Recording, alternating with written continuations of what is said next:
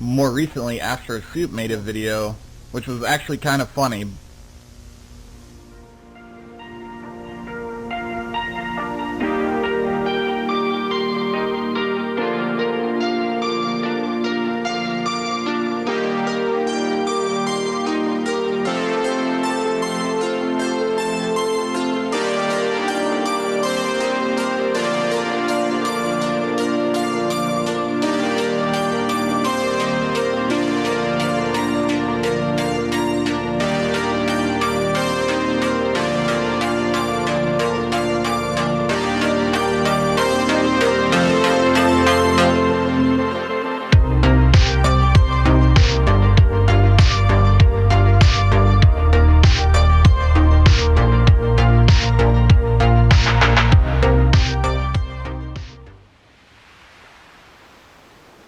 Hello everyone.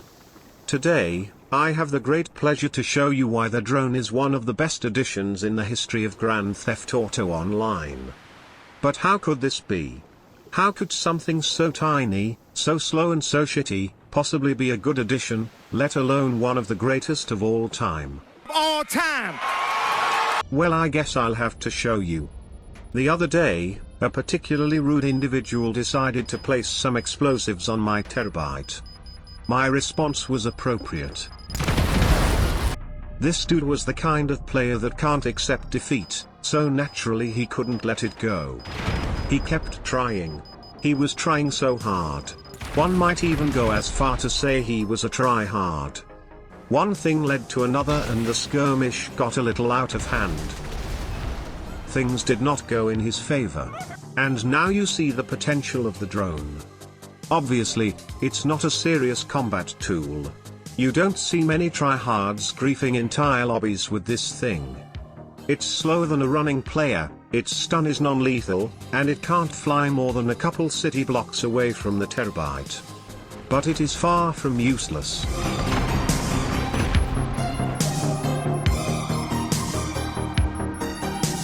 Here's why. It's off the radar. It's almost impossible to see. Players can't lock onto it. But most importantly, you control it from the impenetrable fortress known as the terrorbyte. The terrorbyte takes around 30 rockets to destroy. More often than not, your terrorbyte will get flipped long before it gets destroyed. Avoid this by parking next to walls. Tryhards with a 200 IQ will attempt to flip you by repeatedly ramming into you like bumper cars. But a good parking spot will make this difficult for them. I could go on and on about how the terrorbyte is one of the greatest purchases you can ever make in this game. But that will have to wait for another video. The only problem I have with the terrorbyte is how long it takes to switch from the driver's seat to the drone. It's absolutely horrendous. Imagine a Mark II is bearing down on you. You rush to the nearest wall and frantically attempt to get your drone in the air before they arrive. You are forced into a black loading screen that sometimes lasts over 10 seconds. Then you need to slowly waddle your ass over to the seat. You are then forced to watch an animation of your character calmly plopping down and getting nice and comfy. By the time you're finally in the air, they have already pumped a dozen missiles into your terrorbyte. Trying to launch your drone while you are being pelted with missiles is one of the most stressful experiences you can have. Sometimes this shit just straight up doesn't work. The other day, I joined a session and was immediately greeted by this kind gentleman.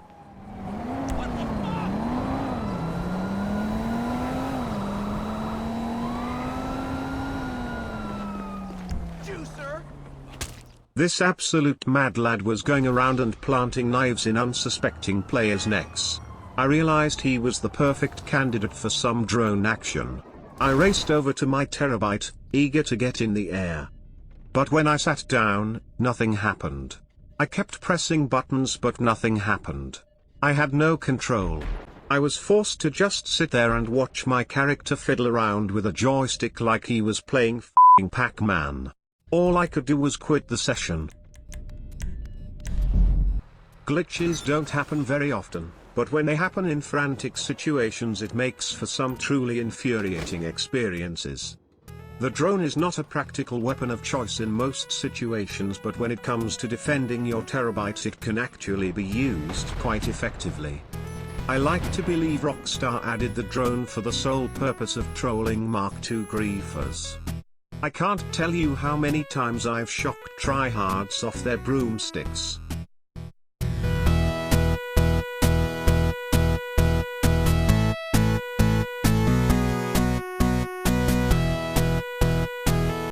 By now you can tell I've wasted a considerable amount of my life flying this thing. I could have learned to play an instrument, exercise more, or even get a normal amount of sleep. But no, I'm just very good at flying a drone in a 5-year-old game. But hey, it's not all bad.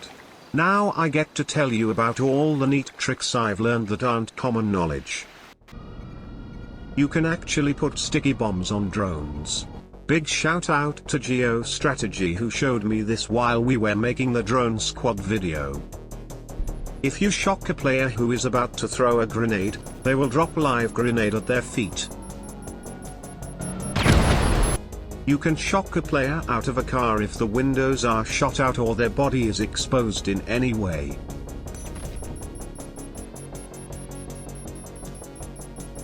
If you shock any kind of explosive you will detonate it.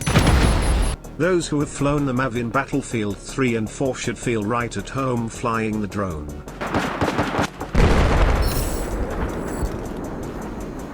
Unfortunately, the drone can't push snipers into water. The drone is an amazing gadget that opens a whole new world of trolling possibilities. It's easily one of the best purchases you can make. Not for its practicality but for how fun it is to mess around with. Despite its hefty price, it's absolutely worth it. I recommend you pick one up if you haven't already. As I am editing this video, I am realizing how much the drone means to me. After all, my first ever GTA video was a drone compilation. Kotaku wrote an article that featured my videos. The article claimed myself and others like me were regarded as heroes. But I am no hero. I'm just a man who plays this game for the memes. I am sorry this video took so long to make. Midterms were killing my soul. Just know that I view each and every one of you as a blessing and I will always bust my ass to bring you the finest quality of content I can manage. More videos are soon to come. Take care, and have an amazing day.